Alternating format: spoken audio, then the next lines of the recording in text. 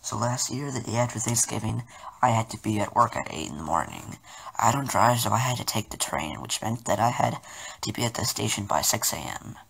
I couldn't find my jacket, and I knew it was going to be cold, but it doesn't get super cold where I am, so I just grabbed a throw-on blanket and started walking.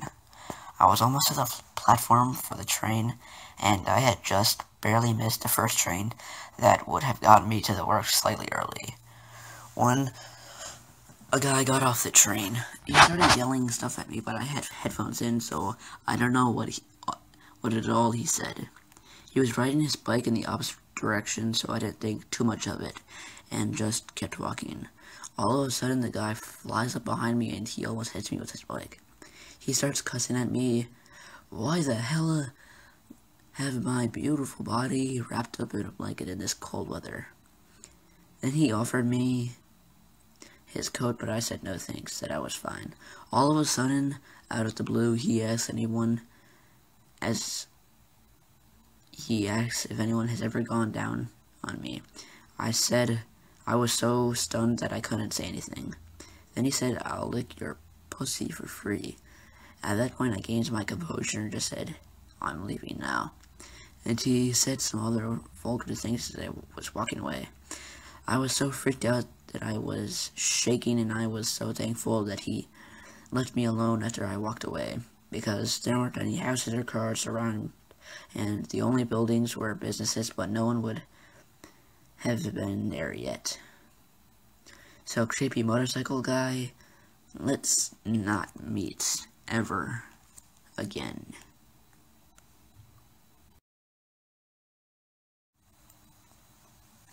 Yesterday on Thanksgiving, I woke up from having slept late, and I wanted to go for a walk in the park before the sun went down.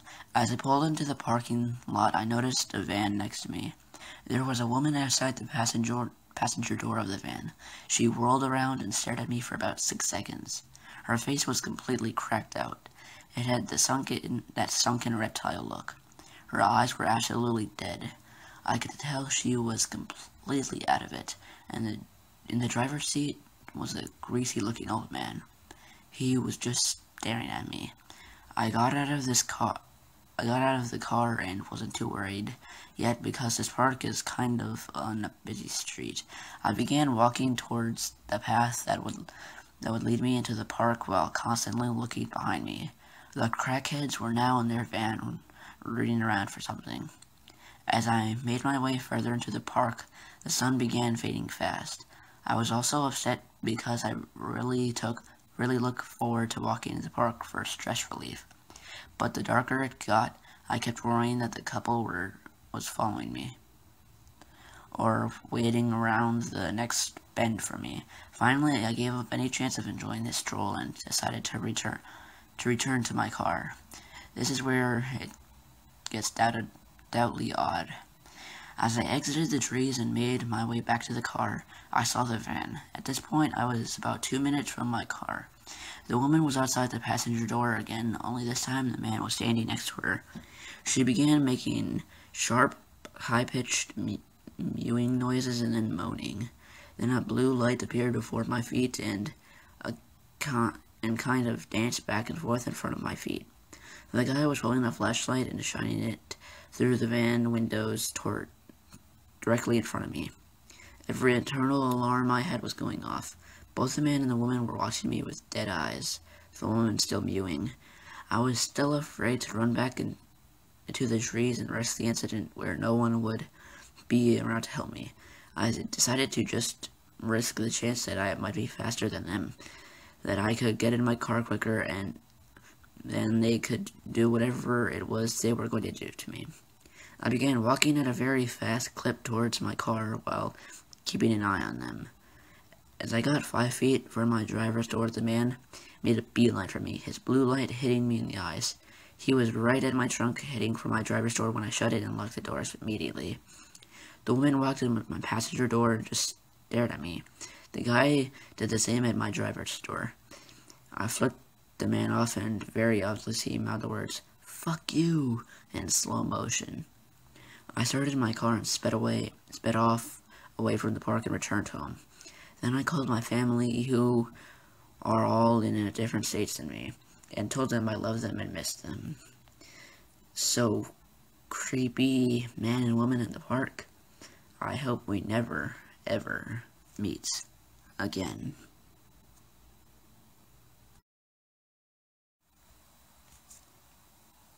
I'm a proud Floridian. At this time of the story, which was in the early 2000s, I was going to college in South Florida and lived with my family in my hometown in the Florida Panhandle. It's about a 7-hour drive up through Central Florida to get between the two places, so I mostly only went home for the holidays. It was the Thanksgiving of my junior year, and I was excited that I had managed to rearrange my midterms to be able to leave campus 3 days ahead of everyone else. I was expecting to beat the masses of traffic and was hoping for a quick trip back home. My roommates wanted to have a last meal together before we all left for break, so I ate in the campus dining hall around 4 p.m., and I set off on my journey around 5:30 p.m. Around 10 p.m., I just passed my 2/3 mark where I always stopped at this little mom and pop's type of dinner by the side of the highway to grab a snack, use the restroom, and call my dad to let him know I was okay. I didn't have a cell phone yet. Well, I hadn't been there since summer, and the place was out of business, so a little bummed out that I wasn't getting my chocolate chip pancakes. I just kept going. There really wasn't much built up around there at the time, so when I saw signs for a rest stop in, of all the places on God's green earth, some bumfuck town called Lucha, I went for it.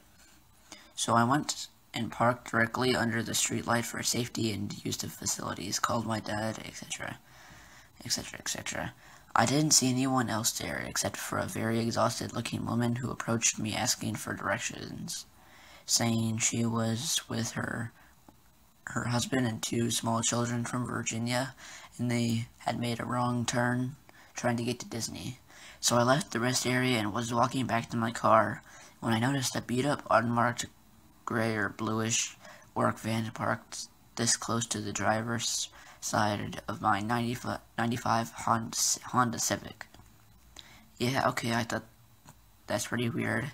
It had Florida tags on it, so I couldn't have been the ladies I talked to in the bathroom. I distinctly remember she said she was from Virginia. I turned around and hightailed it back to the rest stop, promptly running into some random middle-aged guy with 2 little boys. Getting to talk to him, it turned out it was his wife I had spoken to as he emerged from the bathroom a second later, and I felt comfortable speaking to him. I told him what was going on with the van and didn't know what to do. He said he'd go check it out, so he let the kids with his wife in, started up the driver's side of the van.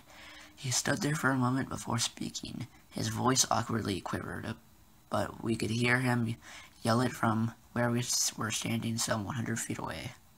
"Excuse me, gentlemen. We already called the police, so I'm going to have to politely suggest that you get out of here." And then he ran back to us, grabbed his wife and his kids, pointed to me with a swift "you," and said, "Come on, let's all get in the car now." And we ran together. So here I was, confusedly sitting in the back of the stranger's SUV while he went and used the payphone to presumably call the police. Meanwhile, the van peeled out of there. Like I have never seen someone get the fuck out of there quite like they got the fuck out of there. They ran up on the curb on their way out. They burned rubber. It was almost comical. The cops got there and I found out what happened. The man went to go check out the van and he could see in it pretty well because I had parked under the streetlight. The first thing he noticed was that all of the seats except for the driver's seat had been removed. There was a guy sitting in the driver's seat and a guy sitting in the back. A tarp laid out in the back and a bunch of other random items that back there he couldn't immediately identify. Neither of the guys were reading the newspaper or a map or anything. They were apparently both just sitting there. It still makes me sick thinking about it. So creepy guys in a van, let's never, ever meet.